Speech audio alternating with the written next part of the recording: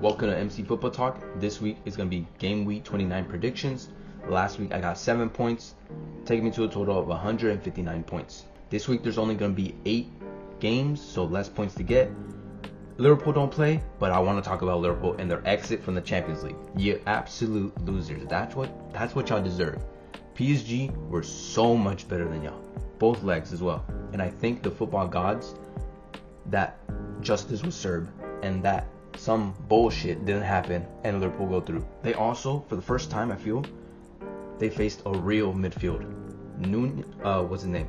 João Neves and Vitinha. What a combo. Portugal are good for the next couple years. Gravenberch, Szoboszlai, overrated as shit. Just because Gravenberch can do a little spin doesn't make him the best DM in the world. And Salah, thank you. No Ballon d'Or for Salah. It's out the window. You can't get it without the Champions League this season. It's just not possible. Thank you, PSG, but I need another favor from you guys. Y'all need to knock out Madrid because we cannot have them win another Champions League. We can't. As a sport, we can't. Okay, so that's out of the way. We're going to start with Everton versus West Ham. So Everton, couple notes. Lucky goal from Harrison. It was the first time he scored in like a year or two or something like that since he was in Leeds. So good for him, but it was lucky. Branthwaite has to stop that pass. I think it was the assist. He had to stop it. It was like basic defending, but he let it slip. But yeah, draws continue for Everton. Their form has dropped a little bit. They haven't been picking up wins as much as they would like. But I think for Everton and their fans, draws are okay at this point. As for West Ham, it seems that Potter has now implemented his system of like counter-attacking. You know, sit everybody back, 5 at the back. When they can counter, they will send Kudus, Bowen, and Wan-Bissaka, it seems like, up to attack. They had a good game against Newcastle in the first half, but the second half they kind of folded and Newcastle took over. But Everton have been drawing. West Ham don't have high-scoring games. In the last 4 games, there has been clean sheets. Don't think there'll be a clean sheet this game, but another draw. I'm going to go for a 1-1 draw. Next up is Southampton versus Wolves. Southampton, I knew they'd score against Liverpool. I just think Liverpool at this point they're kind of falling off a bit. And I think Southampton took advantage of that. But they capitulated in 2 minutes. I don't get why lower teams do this. They take the lead, concede, and then almost like a couple minutes later, they concede again. It's like they lose all hope for some reason. And then Wolves, they tied against Everton, which they look kind of decent without Cunha. So it's a good thing for them. I think from most of the game, I think they were the better team. I don't remember at this point, but they did get the point. And at this point, they'll take anything. I think Southampton will make it hard for them. Southampton are sort of just trying to drag teams with them. And this is a team they can drag. But I think Wolves will escape. I'm going to go for a 2-1 win to Wolves. Next up is Ipswich versus Forest. Ipswich have another great performance against Crystal Palace, but they just couldn't score. They are moving like Luton, like I said last video, I believe, which I like. I need these promoted teams to fight and not just fold like Southampton is doing. And also another note, Enciso and Delap need to connect more. I feel like Enciso is very selfish, and Delap is more used to being the sole attacker and doing everything. Because I feel like they're just not playing with each other. I feel like they could do what Brentford's doing with Mbeumo and Wissa, but is not gelling at the moment. Hopefully it does for their sake. As for Forest, they went against City and they beat us. They didn't sit back as much as I expected them to.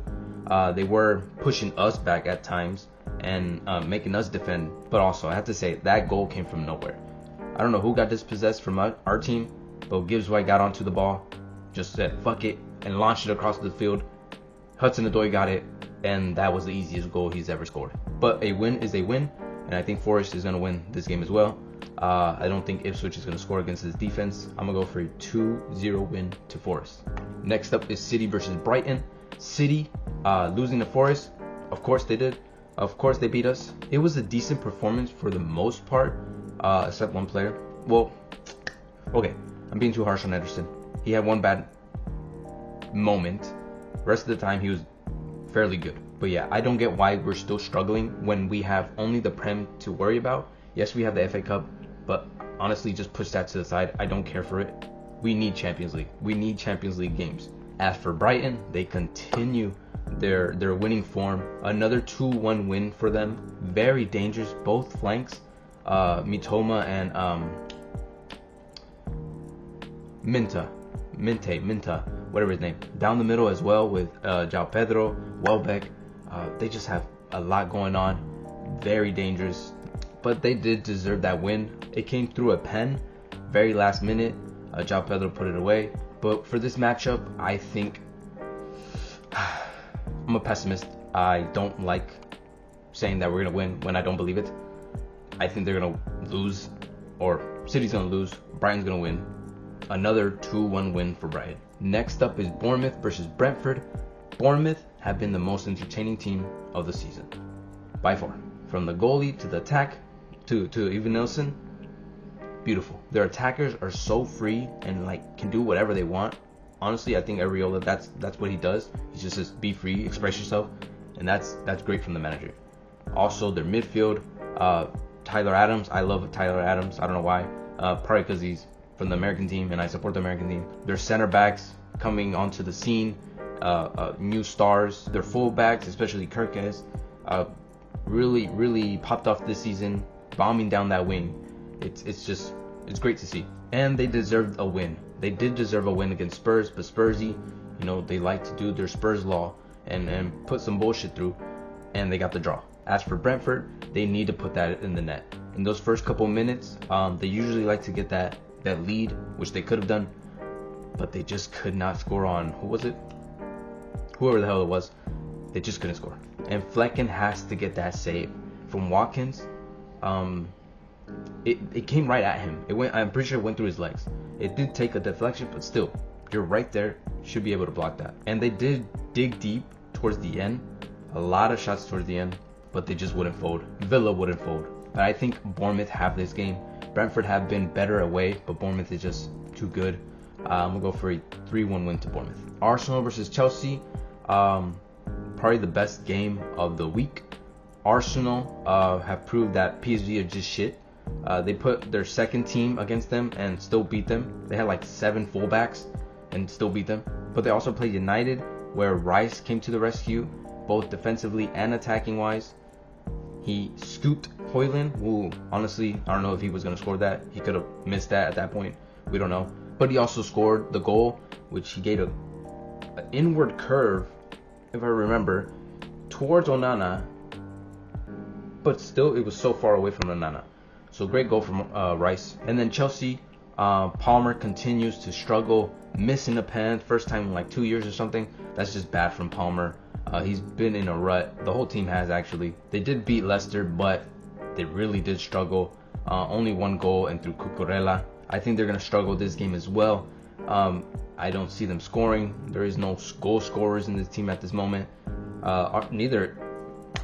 There's none in Arsenal either, but I feel like they'll win here 2-0. Next up is Fulham versus Spurs. Fulham, very efficient in their game against Brighton. 1 goal on target, 1 goal through Jimenez. But overall, that was a bad game from them. Just 1 goal on target. You got to do better if you want to be pushing towards European spots, maybe Conference League. But yeah, bad game from them. And then Spursy, being Spursy, again, getting a draw, which they did not deserve. Sarr with that cross that went in the back of the net. Very lucky, just like Calafiori was against us earlier in the season. Same sort of vibe. And then Kepa gifted them the penalty. Don't know why he's coming out like that. That was such a tight angle. He wasn't going to do anything. So for these matchups with Spurs, you just got to keep in mind, Spurs is here. Something weird's going to happen. I expect Fulham to beat them.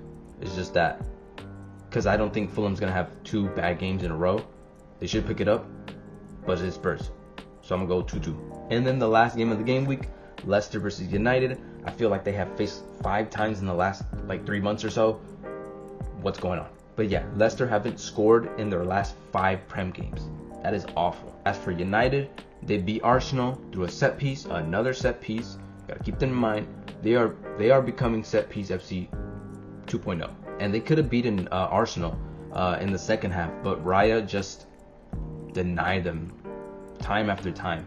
He had like 3 good saves that should have went in, but he was just on his game that day. I did say Leicester haven't scored in 5 games, but it's on that now we're talking about. I think they're gonna score here, but United will still win. I'm gonna go for another 2-1 win to United. And yeah, those are my predictions. Tell me what you think in the comments.